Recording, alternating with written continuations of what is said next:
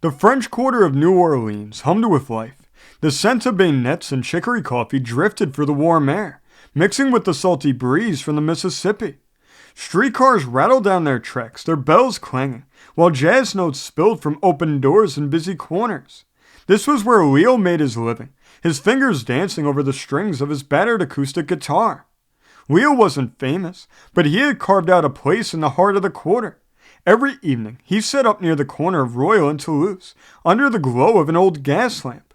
With his hat at his feet, he played for tourists and locals alike, spinning songs from old blues, Cajun rhythms, and melodies of his own making. One afternoon, as Leo was strumming a slow, mournful tune, a woman passed by, again. He noticed her before, in the past few weeks, always walking along Royal Street with a tote bag slung over her shoulder. She never stayed long, never stopped to listen, but there was something about her presence that lingered.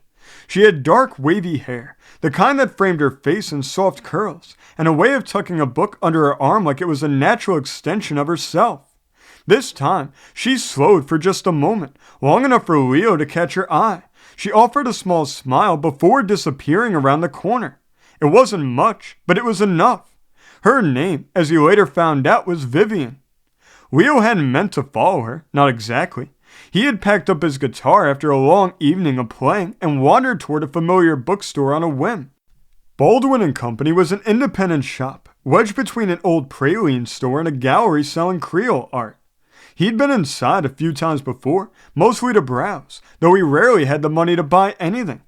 As soon as he walked in, the scent of aged paper and fresh coffee wrapped around him, and there she was, behind the counter, stacking books, Vivienne.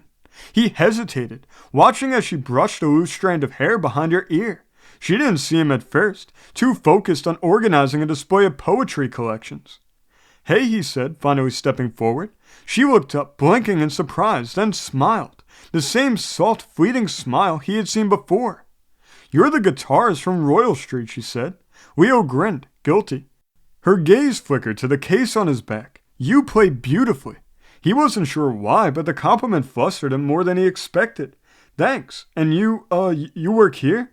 She nodded, glancing around the shop. "I do.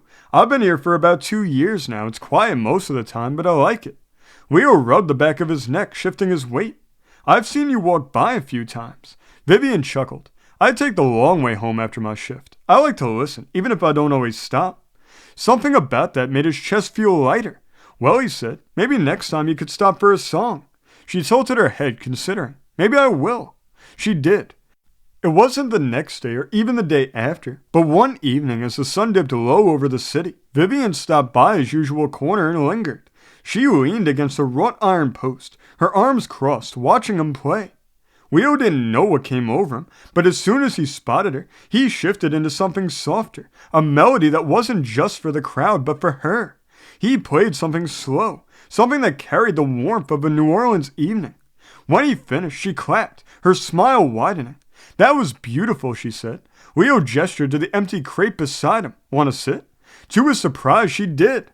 That night, they talked between songs. He learned that she had moved to New Orleans from Baton Rouge for college and never left. That she loved the rain but hated the way it ruined old book pages. That she had a habit of underlining her favorite passages in pencil, never pen. In turn, he told her about growing up with music, about how he had tried playing in bars but found more joy in the streets, where music felt alive and untamed. It became a routine. She would stop by after work, and they would talk, sometimes about books, sometimes about music, sometimes about nothing at all. But as happens with all good things, it wasn't long before a challenge presented itself. It all started with a misunderstanding. One evening, Leo noticed Vivienne seemed distant. She still listened to his music, but she barely spoke. When he asked her what was wrong, she hesitated. "Nothing," she said, too quickly. Leo wasn't convinced. "Come on, Viv, did I do something?" She sighed, folding her arms. I heard something." Leo frowned. "From who?" Vivienne hesitated before answering.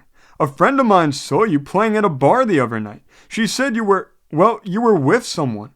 Leo blinked. "You mean Marie?" She shrugged. "I don't know her name."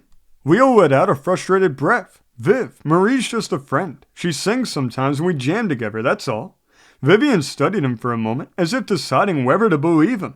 "I should have asked," she admitted, her voice softer now. I guess I got scared. Leo tilted his head. Of what? She hesitated before whispering that this was nothing to you. The vulnerability in her voice hit him like a punch to the chest. He stepped closer, his fingers brushing against hers. It's not nothing, he said. Not to me. Her eyes searched his face, and after a long moment she exhaled, tension slipping from her shoulders. Okay, she said. And just like that, the moment passed. Months went by, and their connection only deepened. Leo started visiting the bookstore more often, sometimes just to see her, sometimes to pick out books she recommended. Vivienne in turn began staying longer at his street performances, sometimes bringing him a coffee or a pastry from the cafe down the street. One rainy night, as they huddled under an awning, waiting for the storm to pass, he finally kissed her. It was soft, tentative at first, but when she kissed him back, Leo felt something settle into place. And then, just as naturally as music filled the quarter, they became something more. There were still struggles, of course. Money was always tight for Leo, and Vivienne had her own fears about getting too attached. But they worked through it, piece by piece, like a melody coming together. And on warm evenings in the French Quarter, when the gas lamps flickered and the streets hummed with life, Leo played his songs, and Vivienne was always there, listening. Thanks for joining us for Fireside Stories. If you liked what you heard and want even more stories, remember before you leave to like and to subscribe. And we'll see you the next time that we all gather around the fire